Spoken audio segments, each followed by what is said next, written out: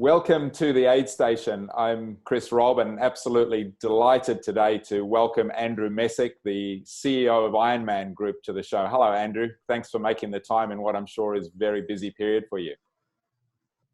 Thanks, Chris. Thanks for having me. It's a pleasure to see you again. It's been even if virtually, it's not the same as seeing you in November in Singapore.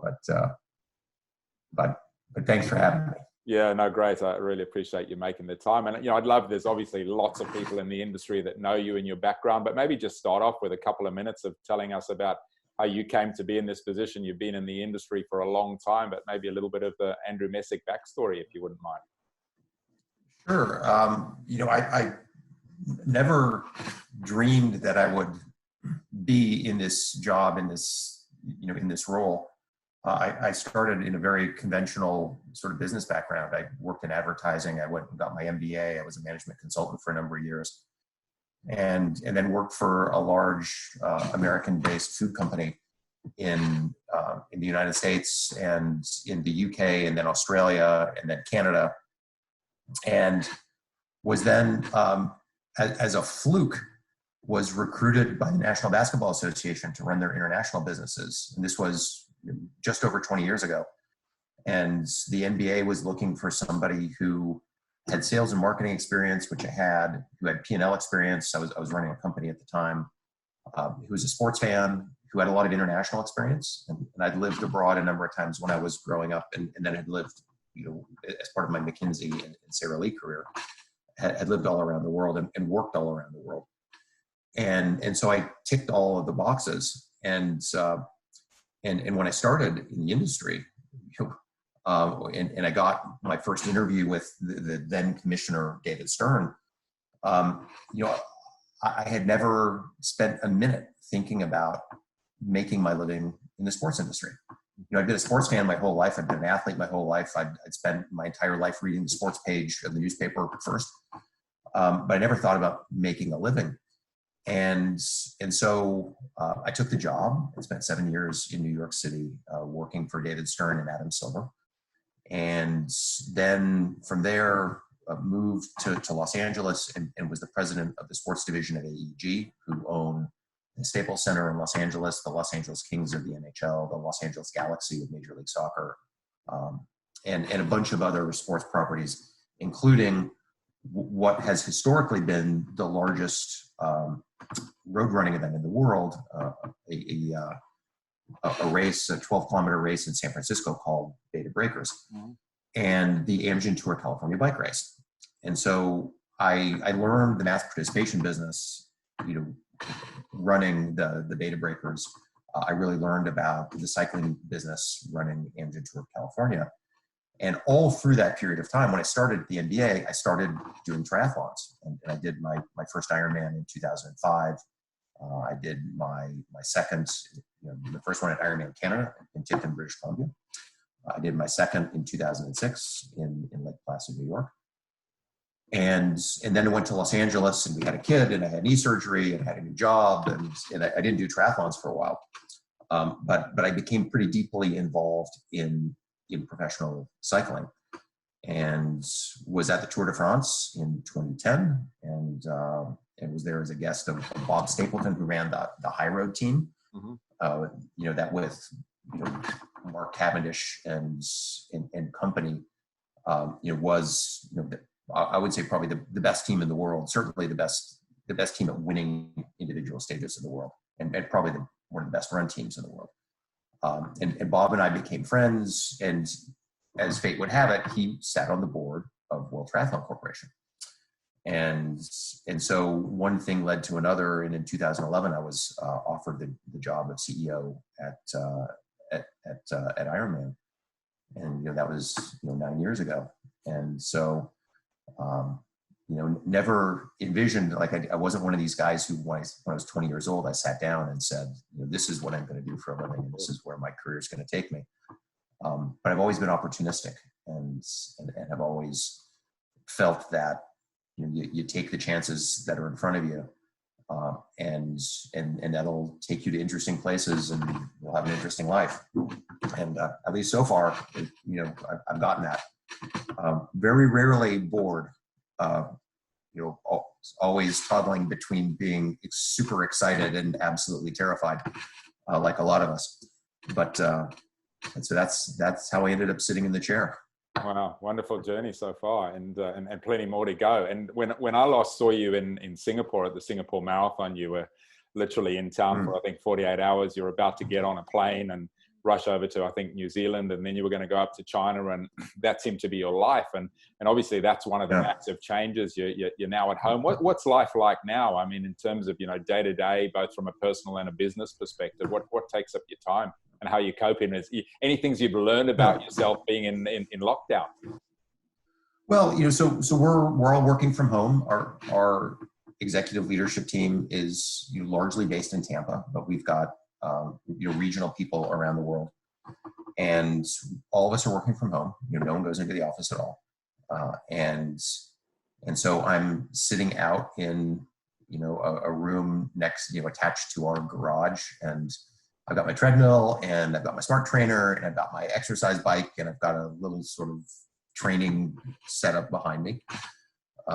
And I sit here and I talk on Teams for 12 hours a day. And one of the things that is, so that's a big change. Yeah.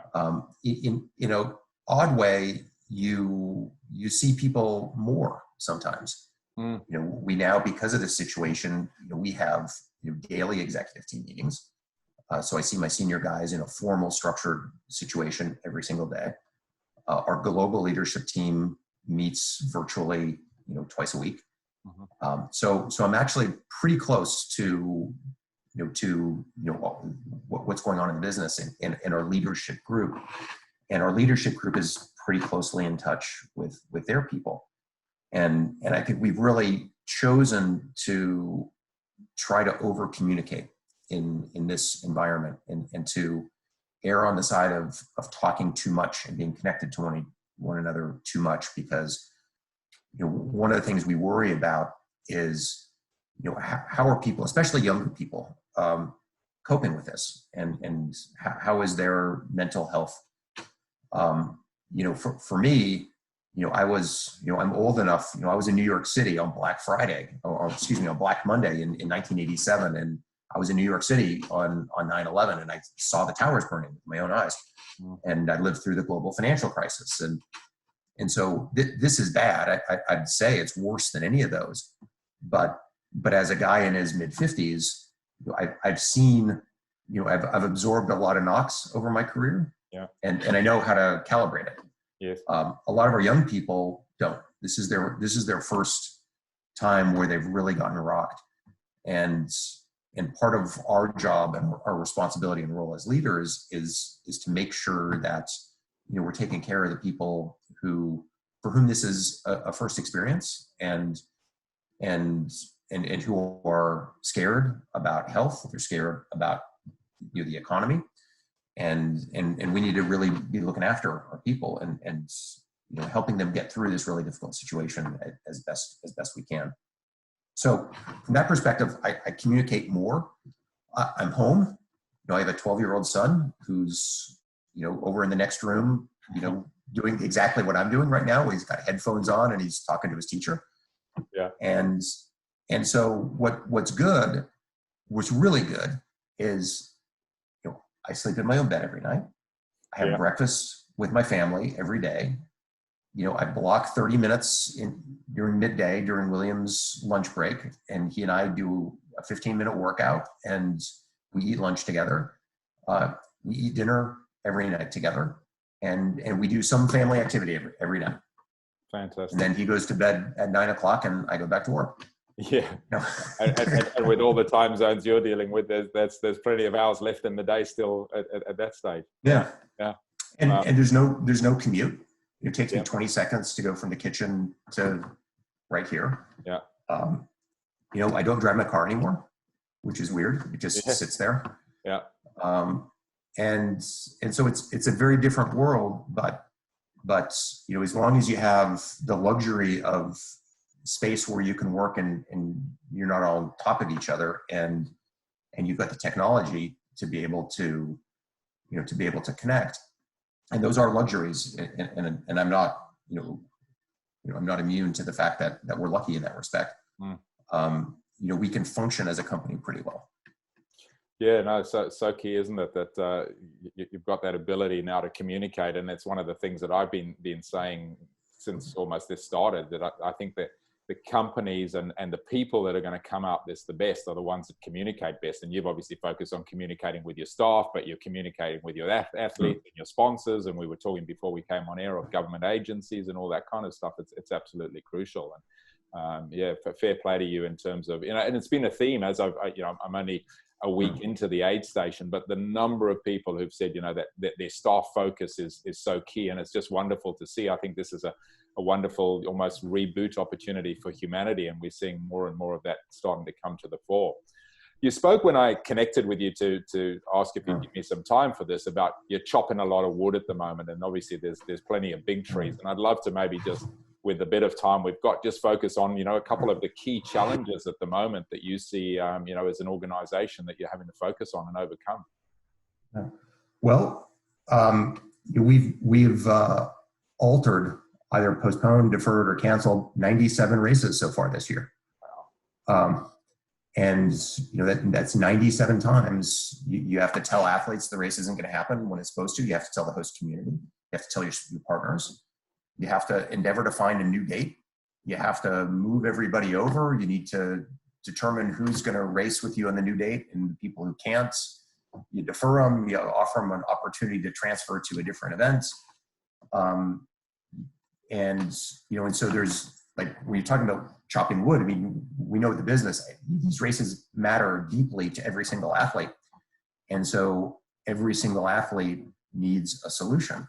Yeah. And so our athletes service teams around the world have never been busier, because we're trying to take literally hundreds of thousands of people and find new homes, because what we hear overwhelmingly from our athletes is, just tell me when I can race again. I just want to race. I want to have an anchor in these extraordinarily uncertain times around which I could organize my mental and physical health. And just tell me when it is. And part of what makes this so hard is we think moving a race to September is going to be fine. That's what we think now in the middle of April. But part of the challenge we all face in this is this is a situation that has no endpoint. Mm-hmm. And we know what to do when a hurricane hits. The hurricane blows through and then there's no hurricane. And you rebuild and you move the race and you should be good. This challenge is unique insofar as there is an indeterminate endpoint. And so we think we're good for September. We hope we're good for September. But we don't know. And the athletes don't know. And that causes, that's stressful for the athletes, because what they want is certainty. It's what all of us want. And there's very little certainty out there right now. And that's part of what all of us have to deal with. And we have to, we have to get comfortable being uncomfortable, which in a odd way makes us as endurance athletes well positioned for this, because, because being uncomfortable is like part of the gig for what we do. Yeah.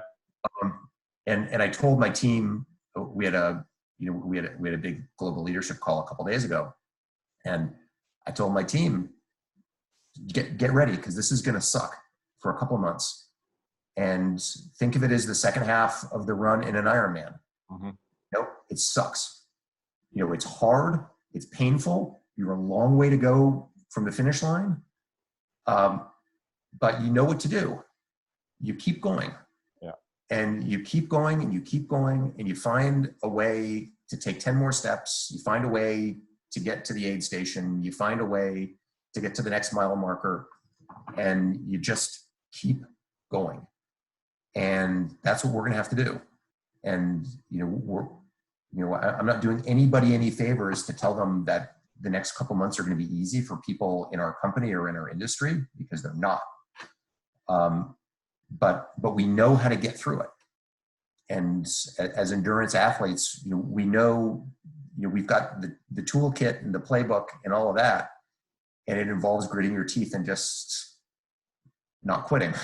Yeah, and I guess, using that same analogy, you toughen it out even more, because when you're halfway through the marathon, you know that you've got 21 Ks to go, but we don't know how many more Ks we got to go at the moment. So it's another level. But it's a great analogy.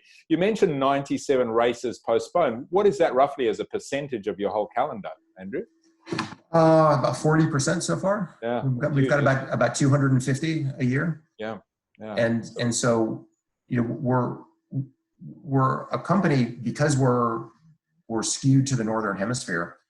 Our event flow is around a little less than 100. We're like maybe 80 races in the first 2 quarters, and then like 170 races in the 3rd and 4th quarters. So we've always been a business that's skewed to the back end. Yeah. And we've taken, of those 97 races that have been affected, we've been able to move 3/4 of them into the 3rd and 4th quarter. Wow. And so now what we're grappling with is, like, how do you execute? Yeah. Do you have enough equipment? Do you have enough trucks? Do you have enough sound and lighting equipment? Do you have enough finish line trusses?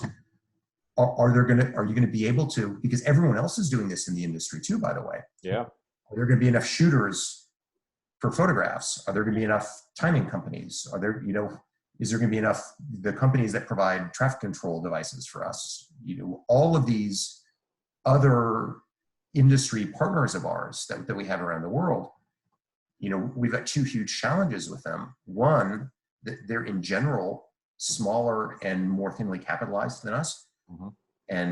And so we have to make sure they're still in business by the time September rolls around, because for small businesses, this is an extraordinarily perilous time. Yeah. And if all of a sudden all of our partners start falling, then that creates a different challenge for us. Yeah. But then, assuming we can get them to the point where we start to reopen, we've got huge challenges around the calendar, because it isn't just us. The Boston Marathon is now in September. The London Marathon is now in October. And so we have all of these huge events that as scheduled today are going to start to hit in the 3rd and 4th quarter. And, we've got athletes who say, my 2020 A race program is I'm going to run London or Boston in April, and then I'm going to do an Ironman in the summer. There's a lot of those guys. Well, now those are all going to happen on the same weekend. What are they going to do? And so, part of our next pivot is how do we start dealing with those types of issues where we start not just having operational conflicts, but we start having conflicts with athletes and sponsors and other types of activation.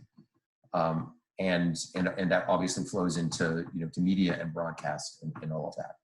So we have a whole series, even if all of our races stick and are executed when we're hoping they're going to be executed in the northern fall. We've got an enormous amount of work still in front of us to figure out how to do everything in a way that's going to work for all of our constituents, and better than anyone what a complicated web of constituents we have between governments and all of that. So we've got our work cut out for us in the coming weeks and months, that's for sure.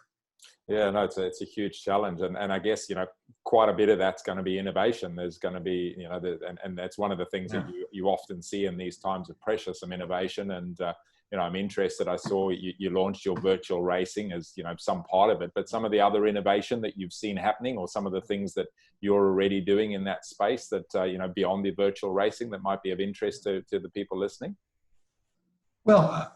I do want to talk a little bit about the virtual piece, the virtual club and the virtual races, because, those represented us moving very, very fast to address what we think is a pretty vital need within our community. And that is to give people some structure And even if that is, signing up on the virtual club and then starting to do VR 1 or 2 or 3, people really are embracing the notion that, okay, I've got to, from, at least in the United States, I've got from Friday afternoon, until Sunday at dinner time. And I've got to, run 5K and then ride 90 and then run 21. And people love the structure. We know that for people to be optimally mentally and physically healthy, training with purpose and having structure in their lives matters enormously. And I think in this environment, having something over which you have control is really important for people, because no one knows what's happening from a health perspective, and no one knows what's happening from an economic perspective. And so everyone at some level or another is riding the whirlwind right now.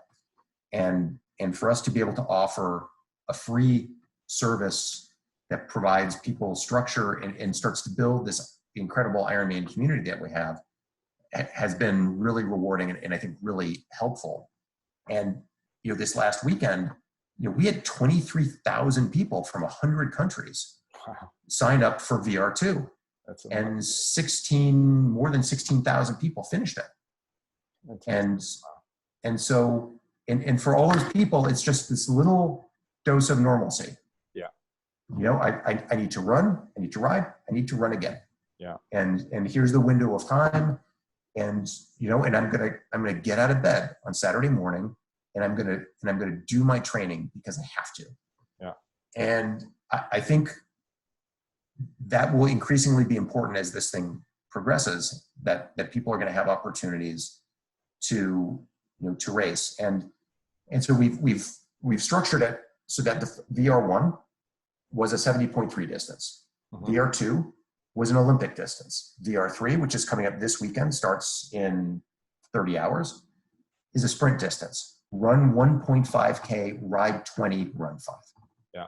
And we think we might have as many as 40,000 people do it. Wow.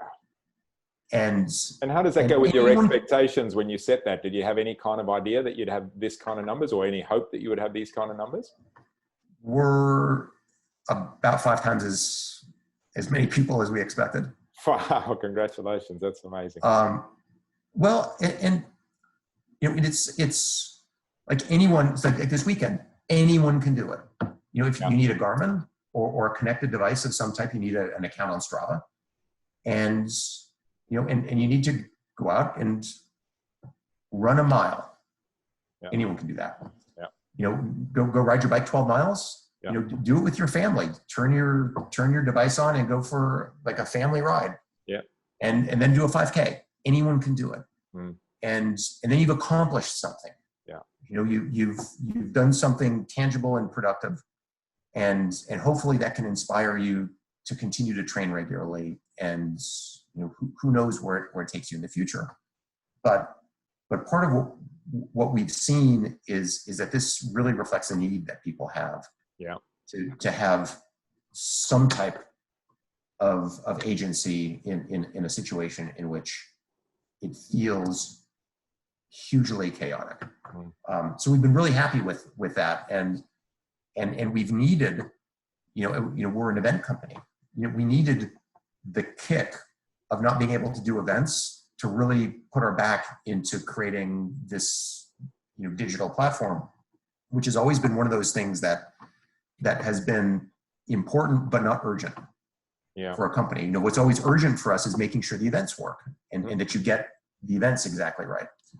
All of a sudden, you can't do events. Oh, now there's this newfound impetus, to really pivot hard onto the digital side. And so we're excited about that. And I think, to be fully honest, we wouldn't be nearly as far along if COVID hadn't happened. Yeah. Yeah. And so there's some silver linings in all this. Absolutely. I think lots of good stuff is going to come out of this, despite all the, the sad loss of life and businesses and so on. There's going to be some great stuff the other side of it. Yeah. And I'll tell you, we're looking hard for silver linings. Yeah. Because the storm clouds, pretty visible. Yeah, they're pretty heavy, and they're going to be there for a while. Yeah, absolutely. Yeah. But, yeah. And I mean, you know, to end on a high note, and it's been wonderful talking. We could go on talking for ages, but I'd love maybe just, you know, to end with something inspirational. I mean, you've obviously are surrounded by inspiration in Ironman. You've got incredible athletes, you know, from your elite level to the ordinary people. But, you know, something to leave the viewers with as a piece of inspiration. I think we get reminded, you know, how, well, I think as industry people, I think we lose sight often of how important these races are to people. Mm-hmm. And so I'm communicating more with everyday athletes than I ever have. And I hear over and over again, you know, how much even the virtual races, how much they mean to our athletes. Yeah. You know, thank you for giving me something to take my mind off of what's going on in the world. Thanks for giving me an opportunity to put my head down and just like ride my bike as hard as I can for 3 hours. And you know, and one of the things that we lose sight of in the everyday cut and thrust of running a business is how much the races mean to our athletes, and how much good we do as industry people in providing people this opportunity for them to chase goals, achieve meaningful milestones in their lives, and especially in this crazy world, to without diminishing the health risks that exist in the world and the economic threats that we face, to give people an opportunity to be healthy and to take their mind off of what's going on for a period of time. And we offer people that. And I'm more appreciative of that than I've ever been. And it's something that gives comfort to all of us in a difficult time, that we're doing something that really matters to people and is good for people. Yeah, so true. That helps all of us get out of bed in the morning and get after it. Yeah, I call them the money can't buy experiences. The number of times I've been stopped in the street by people who say to me, "Thanks, you changed my life by putting that event on." And you know, we do it every day as an industry. And I think, you know, one of the things I've been speaking about for a while, that, you know, we need to change the narrative a little bit, that I don't think the industry expresses so well to governments and so on what an impact we do have on health and well-being. You know, we tend to measure economic impact, and I think COVID is going to give that great opportunity to have this realization that, you know, the impact that our industry can have on the health and well-being of people whilst they're in lockdown, and obviously afterwards as we come out of this. I think we've got a huge role to play. Yeah. Couldn't agree more. Andrew, it's been an absolute pleasure. Thank you so much for making the time. Good luck chopping all that wood. I know you're a great leader in the industry, and look forward to in some way working together. We were talking before we came on air. I think, you know, one of the great things that's coming out of this is the collaboration that is happening within the industry that we haven't seen before, and we all need to partner and move forward for the better good of impacting hundreds of millions of people's lives. Yeah, we are all in the same boat right now. Thank you so much, Andrew. Really appreciate it. Thanks a lot. All right, take care, man. Bye-bye. Bye-bye.